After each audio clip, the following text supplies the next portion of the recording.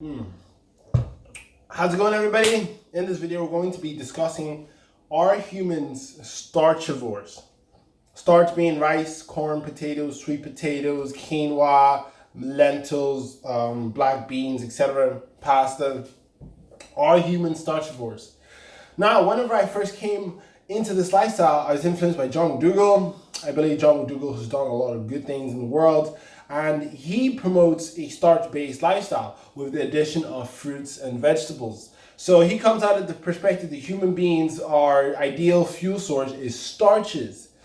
I used to believe that whenever I first started that, I'd be like, that makes a lot of sense. But now my position on that has changed. It's been changed for a while, but I don't really talk too much about it on this channel.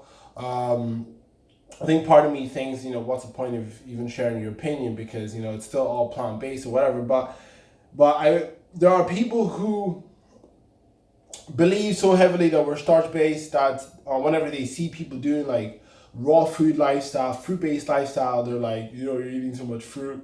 Don't you know we're starch based and stuff like that? And they bash raw food lifestyle. Now, my belief is we are not starchavores. I don't believe we are starchavore. I don't agree with the starchavore philosophy. I believe that before we mastered the ability to use fire, which takes intelligence in the first place to be able to master fire and being able to apply it to food you have never been biologically adapted to eat. I think that requires a bit of intelligence. So I don't agree with the idea that starches made our brains develop. I think we already had a developed brain to allow us to be able to actually even eat starches in the first place.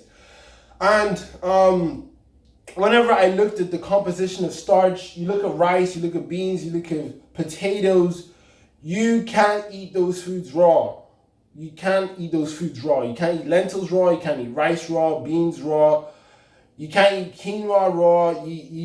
All the staples of civilization, even though they're great staple and great fuels to run on, you can't eat those foods raw. So what that tells me is, before we mastered fire, what we were eating is a raw food lifestyle.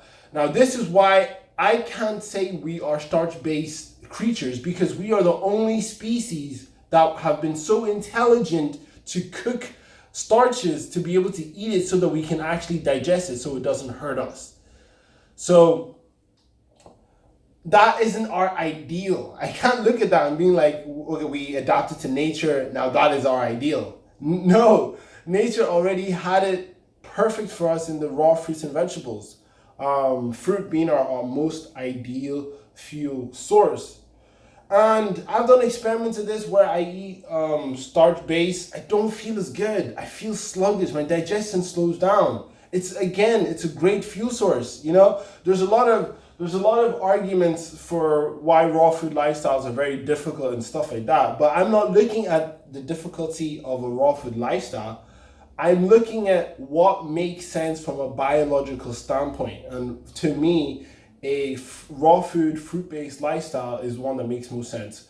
Fruit is just great for it, digest well, has biophotons, vitamins, minerals, nourishing. It cleans out the bowels, and it eliminates mucus in the body. And based on my experiments, whenever I eat a raw food or fruit-based lifestyle, that is when I feel the most optimum. Not saying that if I eat starches and stuff, I don't feel optimum, but whenever I eat a fruit-based diet, raw or cooked, like mucusless diet healing system, I feel the most optimum. So I don't believe we are a species that were born with stoves on our back and the essential need to apply fire to the food we have to eat just to be able to eat it and live. I just think that at a certain point in human history, we had to move away, or we chose to move away, or we had to move away, I don't freaking know. And we're in an environment where fresh fruits and vegetables are no longer abundant. what did we do? We turned to cooking up tubers, grains, beans, things that if we had tried to eat beforehand would have hurt us or even killed us. Now we can eat it because we've mastered fire. It's not a big brain. So that's my take on it. Starch is great. If you're gonna eat it. But for me, I believe raw fruits and vegetables are the best for human life. And one more thing to add to that is whenever you cook something, you cook out biophotons. This is something that is not talked about a lot in the plant-based realm. Biophotons are the sunlight energy that's stored in the nucleus of cells. Whenever you cook a carrot, you cook out the biophotons.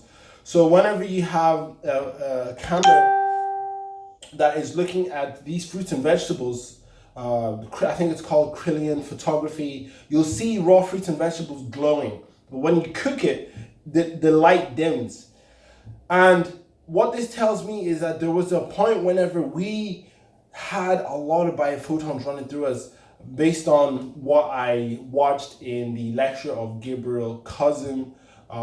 He says that whenever we're children, we emanate around 43,000 biophotons, and then whenever we consume a raw food lifestyle, it goes to like around 82,000 biophoton units. So 43,000 biophoton units as kids, 83,000 biophoton units when we're raw food. And whenever we're like raw food and having herbs and stuff, it goes to like 100,000 plus. But whenever we're eating junk food and all our food is processed and cooked and stuff like that, and all these different jars, it goes down to 1,000 or so biophotons. So what that tells me, like Pottinger's cats, where they got cats and they fed them cooked meat, because they cooked the meat, they cooked out the churine in it, and that caused issues in that species.